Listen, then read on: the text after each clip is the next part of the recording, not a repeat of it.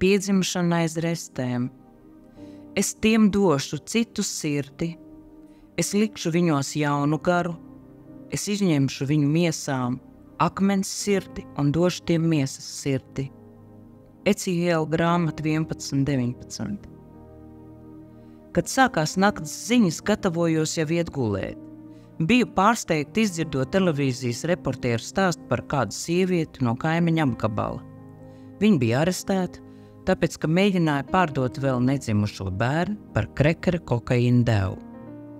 Kā mātei vispār varēja ienākt prātā šāda doma? Nespēja iedomāties nevienu situāciju, kas varētu piespiest māti pārdot savu bērnu. Taču mans riebums ātri vien pārvērtās bailēs.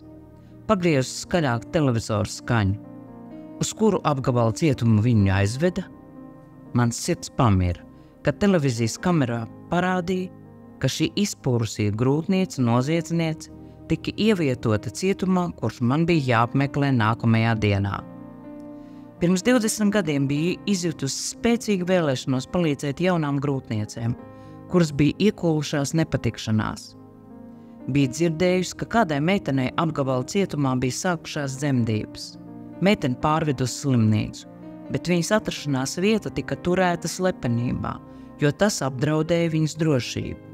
Draugi no ielas vai pat ģimene varēja uzzināt, kur meitene atrodas. Tiklīdz ieslodzītā nokļuva slimnīcā, viena viņas roka un kāja tika pieķēdēta pie gultas, un apsargs, kuru meitene pat nepazina, dzemdību laikā viņu apsargāja. Ne iedrošinājumi, ne atbalsta neviena cilvēka, kas varētu palīdzēt izprast notiekošo. Vēlējos, lai šīs jaunās meitenes zinātu, ka ir cilvēki, kas viņas mīl, rūpējas par viņām un viņu mazuļiem. Strādājot kopā ar vietējo šerifu, ierosināja izveidot programmu ieslodzītām grūtniecēm. Šerifs pieklājīgi turpināja, ka šīm grūtniecēm nevajadzēja darīt to, kādēļ bija nonākušas cietumā. Bet viņš arī saprata, ka ieslodzījumā atrodas nevainīgs bērniņš, kuram tiek liekta pienācīga piedzimšana, un varbūt pat pāris stundu kopā ar māti, kura pēc tam tiks aizvesta atpakaļ uz kameru, bet bērniņš dosies uz mājām kopā ar kādu no radiniekiem, vai būs pat vēl ļaunāk. Pirms vairākiem gadiem spēru pirmos soļus, lai tam sagatavotos. Es kļuvu par certificētu dūlu, sieviete, kura ir apmācīta vadīt un atbalstīt sievieti pirms un pēc dzemdībām un to laikā. Pēc tam mācījos, lai zinātu par certificētu dzemdību konsultanti un varētu palīdzēt šīm izbiedētajām meitenēm sagatavoties mātes pienākumiem.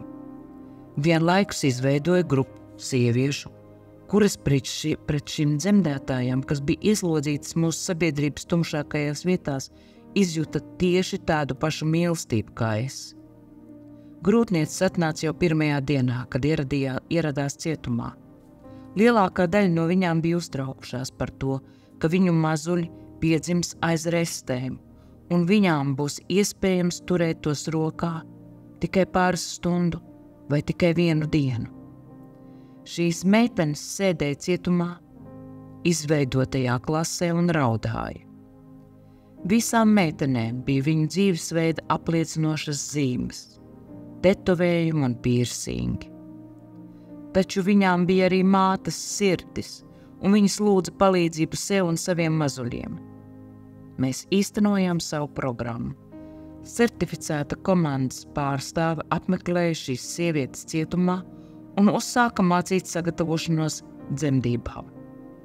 Kad pienāca dzemdību laiks, viena no mums devās pie viņām uz slimnīcu un palika kopā visu laiku, pat tad, ja dzemdības ilga vairākas dienas. Un mēs cerējām, ka viņas netiks pieķēdētas pie gultas, kamēr bijām kopā ar viņām. 20 gadu laikā mēs esam piedalījušās vairāk nekā 6 dzemdībās. Dažas no meitenēm bija bezpajumtnieces, citas tikko sasniegušas pusauģa vecumu, vēl citas bija varmācības upuri, un gandrīz visas bija pametušas cilvēki, kuri šīm sievietēm bija nepieciešami visvairāk. Tomēr neviena no viņām, pilnīgi neviena no 100 mūsu aprūpēto māmiņu, kuras bija atkarīgas no narkotikām, nekad nebija mēģinājušas pārdot savu vēl nedzimušo bērnu par kreka kokaīna devu līdz šim brīdim. Izslēdzu televizoru un apsēdos uz gultas malas. Kā gan es varētu iemīlēt šo sievieti, kura nemaz nedomāja par savu mazuļu labklājību? Ko es varētu pateikt, lai kaut kas mainītos? Vai viņa vispār ir pelnījusi palīdzību? Noliecu galvu un pateicu vienīgo, kas ienāca prātā. Kungs, es nezinu, kā rīkoties. Ja satikšu viņu, lūdzu palīdzi man. Nākamajā rītā saliku somā mācību materiālus un devos uz cietumu. Centos sevi pārliecināt, ka mans uzdevums ir vadīt mācības par sagatavošanos dzemdībām, un visticamāk, es pat neredzēju meiteni, kur mēģināja pārdot savu bērnu. Un tomēr viņa neizgāja man no prāta. Piezvanīju dažām ticīgām sievietēm, kuras ikreiz, kad apmeklējām cietumu, aizlūdza par mums. Taču kopš iepriekšējā vakara mans lūgums bija mainījies. Palūdzu viņām, lai lūdz Dievam kaut kādā veidā ļaut man iemīlēt šo meiteni, jo mana sirds bija nocietinājusies. Pagāja garām apsardzes postenim, smagās metāla durvis atvērās un es izgāju tām cauri. Pat pēc visiem šiem gadiem vēl nebija pieradusi pie apdulinošās tēraudas skaņas, kas atskanējas brīdī, kad durvis man aiz muguras bija aizvērts un aizslēgts. Devos uz mācību telpu. Apsardze mani neapturēja, lai pastāstītu par jauno ieslodzīto. Labi, nodomāju, viņa ir kaut kur ieslēgta, un es viņu neredzēšu. Pēc mācībām sakrāmēju somu un devos aizslēgto durvju virzienā. Sargs man apturēja.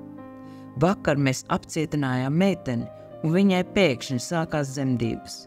Viņu aizved uz slimnīcu, labāk pasteidzieties. Man nekas nebija jājautā. Es zināju, ka tā bija viņa.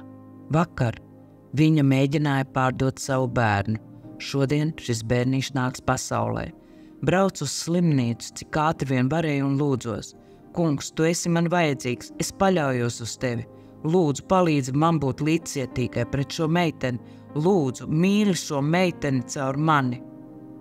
Iegriezos pirmajā brīvajā autostāvvietā, paķēru piespraudu ar savu vārdu un dzemdību somu un steidzos saņemt bērniņu. Tā kā ieslodzītajām neļauj neko ņemt sev līdzi uz slimnīcu, bija ielikusi somā halātu, losjonu, bērnu drēbītes meitenei un zēnam.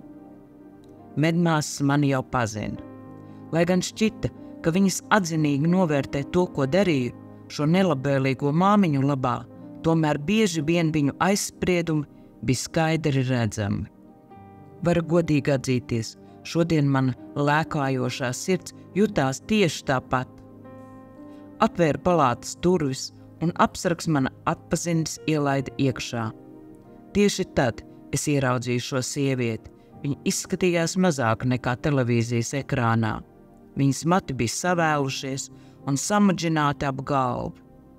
Sejā varēja saskatīt nepārtrauktas narkotiku lietošanas atstātās pēdas. Sieviete paskatījās uz mani, mazliet smīnēdama, un viņas izdrupušies zobi atgādināja tos, kurus bija redzējuši citu metamfetīna lietotāju mutēs. Klusībā noskaitīju pēdējo lūgšanu un devos pie viņas.